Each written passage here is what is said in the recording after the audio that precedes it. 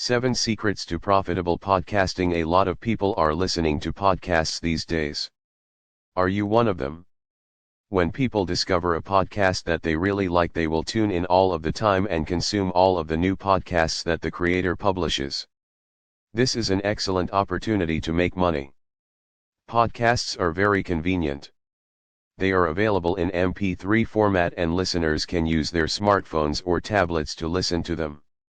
You can listen to a great podcast in your car, but you cannot watch videos when you are driving. People also listen to podcasts when they are working out, doing the shopping, traveling on trains and buses, in fact anywhere. A lot of marketers try to create successful podcasts but fail to achieve this. They make a lot of mistakes and don't have the patience and determination to see the project through. In this guide we will tell you how to avoid these mistakes and create successful podcasts that listeners will love. This is the most important secret to successful podcasting. If you choose the wrong niche, then you are doomed to failure right from the start and all of your efforts will have been for nothing. You need to choose a niche where there is a good demand for content and there is enough content opportunities for you to create a number of different podcasts for a long time.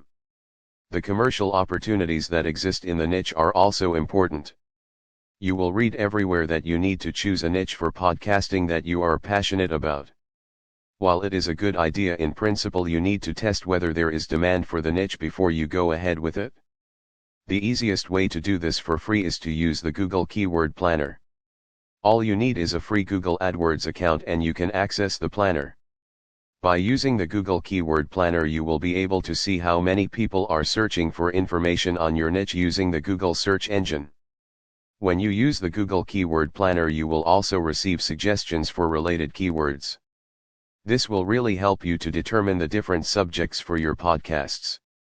Start by using a seed keyword, e.g. dog training, and see how many searches there are per month. If there are many thousands, then you are onto a winner. There are a number of ways that you can monetize your podcasts, which we will discuss later. A good way is to recommend products and services that are a good fit for the subject of your podcast. So if your podcast was about email marketing, for example, you could recommend your own course, if you have one, or someone else's as an affiliate. It is worth checking to see the level of commercial opportunity for your niche ideas. Go over to clickbank.com and see if there are any digital products for your niche. You can also check for physical product opportunities by searching on Amazon.com. The ultimate niche for podcasting is one that you are passionate about and has great demand, a lot of different subjects for podcast creation and good commercial opportunities. If you decide to go with a niche that you are not passionate about, then you can learn everything that you can about it and develop a passion for it. Having a passion for your niche is extremely important with podcasting. Listeners will be able to detect the passion, or lack of it, in your voice. This is pretty difficult to fake, so a genuine interest is always required. Take your time to come up with niche ideas and validate them all using the Google Keyword Planner. You can start by listing your interests and passions and then adding subjects that you are good at or have skills in. For instance, you may have mastered a particular skill through your work that you can speak about as an expert. You can also visit other websites for niche ideas. Here are some good ones to take a look at: clickbank.com, amazon.com, magazines.com, dummies.com. When you go to these websites, take a look at the various categories and subcategories for inspiration. If there are products being sold on these websites, then this is a pretty strong indicator that there is demand for information in the niche. Always check this using the Google Keyword Planner. It is absolutely not a good idea to use the microphone in your laptop, smartphone, or the one that is attached to those cheap headphones for your podcast recordings. They tend to be very inferior and the sound quality of your recordings will be very poor. When people listen to your podcasts, they will give up on them quickly and leave negative reviews. You must invest in a good quality microphone for your recordings.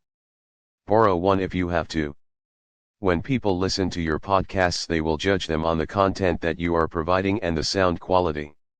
Never create podcasts with poor sound quality. There is only so much that you can do with an audio editing application.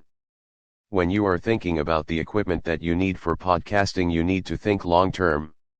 If you are going to provide mostly solo recordings, then go for a USB microphone like the Blue Yeti that you can plug into your computer. If you want to invite guests to your podcasting studio, then invest in XLR dynamic microphones. Whether you are going to buy a number of good quality microphones or just one, you should always get a pop filter and a stand or boom arm as well. A pop filter will make your recordings sound a lot better, and the stand will help you with positioning the microphone so that you can record your voice properly. For a mini podcast studio, you should get a mixer and a digital recorder. You will also need boom arms for all of the microphones. This is quite an investment, so you may want to progress to this later on once your podcasts are successful. We also recommend that you invest in some good quality headphones. Yes, you can record a podcast without using headphones, but you won't know how good or bad it sounds until you play back the recording. With headphones, you can monitor sound quality in real time. You will need a good audio editing application for your recordings. It is inevitable that you are going to make mistakes, especially in your first few recordings. Fortunately, there are two really good audio editing suites that are totally free for Windows and Mac computers. One, Windows users can use Audacity. 2. Mac users can use GarageBand. These applications will take care of all of your audio editing needs. There are others that cost money, but they are really not necessary to get going. You can easily add intro and outro music, sound effects, and more with these two audio editing suites. When you are done with your recording, you can mix everything down and create an MP3 file. It is also possible to record podcasts on a smartphone or tablet device. To do this, you will need a high-quality microphone that clips onto your lapel or tie. These are available from Amazon for around $50. You will also need a recording app, and there are many free ones available for both Android and iOS devices. Although you can edit your podcasts on your smartphone, it can be a bit tricky with the small screen. We recommend that you create an audio file on your mobile device and then use your computer for the editing work. Another thing that you will need for your podcasts is some good cover art. You will use this on your podcast page and on the podcast directories and other pages to identify your brand. If you are not great at graphic design, then find someone on Fiverr.com and pay them a few bucks to do a good job for you. Finally, we recommend that you use a podcast hosting service for your podcast files. You may have a web hosting account that has unlimited disk space, but this is for web files and not for audio files. A good podcast hosting service will store your files for a small fee each month and provide you with an RSS link for your podcasts. More on this later. If you are an expert in your chosen podcasting niche, then it can be tempting to just wing it and record podcasts on the fly. These rarely work out well. There is always pressure when you are recording, so you may miss a number of important points and also mumble a lot. Not a good experience for your listeners. When you are starting out, we recommend that you create a full script for each podcast. You can then read from this when you are recording. By doing this, you won't forget anything and you will be less likely to mumble. After a while, you can progress to prompt scripts, where you just work off of a list of prompts to remind you of what you need to talk about. It is a good idea to interview some experts in your niche and turn these into podcasts. You can set up a call using Skype and then record the conversation. Skype does have its own recorder these days, which will produce a mono recording in MP4 format.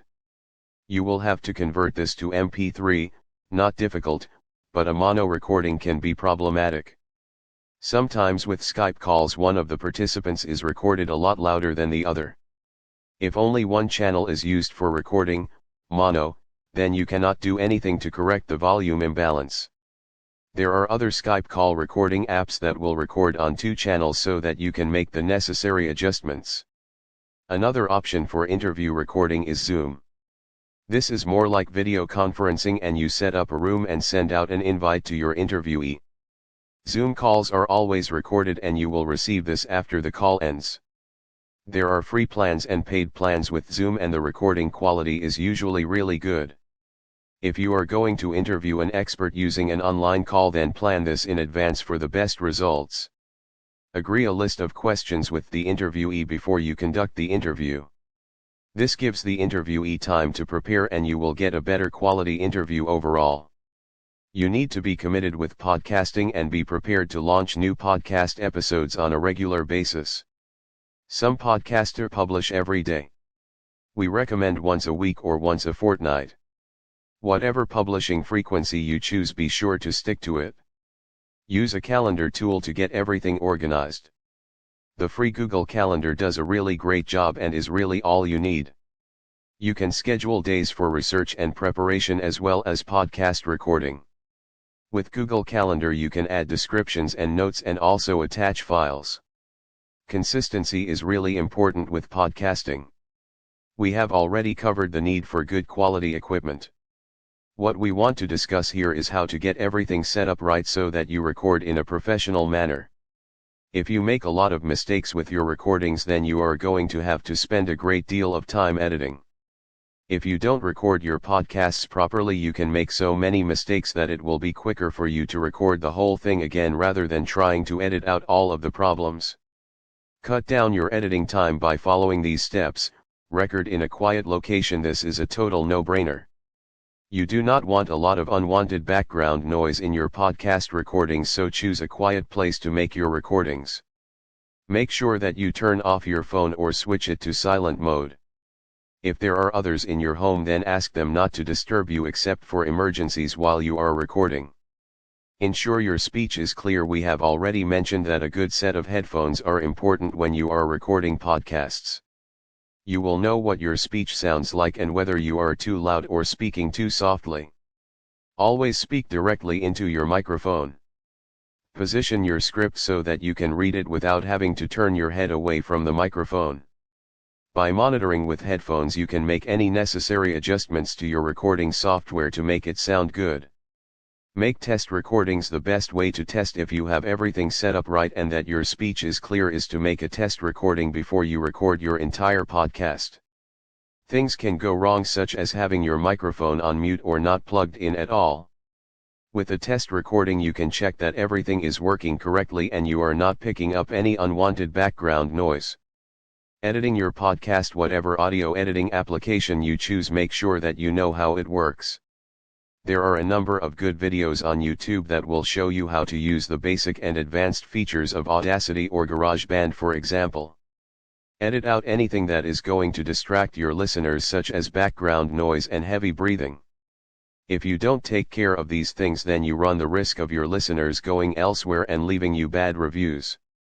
After recording your podcast, listen to it from start to finish. When you come across a mistake or distraction, then edit it out there and then. Once you have finished your edits, listen to the whole thing again just in case you missed something. Create your MP3 podcast file. The final step is to add your intro and outro music and mix everything down to create your MP3 file for publishing. It is really important to add metadata to all of your podcasts, and you do this using ID3 tags.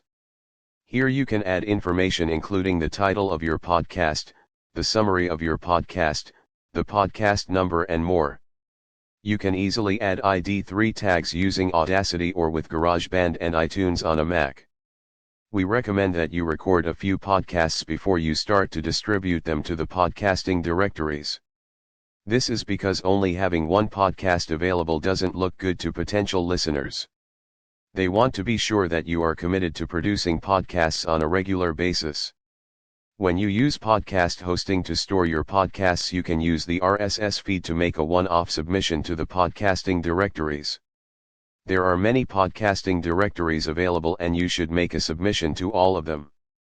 You must make a submission to the major directories, which are iTunes, Google Play, Spotify, Stitcher, TuneIn, SoundCloud. It is also a good idea to distribute your podcasts on YouTube. You can easily convert your MP3 podcasts into an MP4 file and add a static image. YouTube will not accept your RSS podcast feed, so you will need to upload each podcast separately.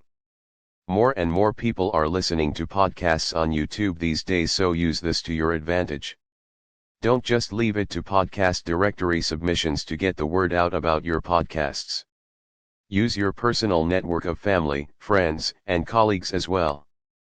Ask them to share with their friends on social media for you. Also ask them to provide a review on the podcast directory. If you have your own website or blog, then use this to promote your podcasts.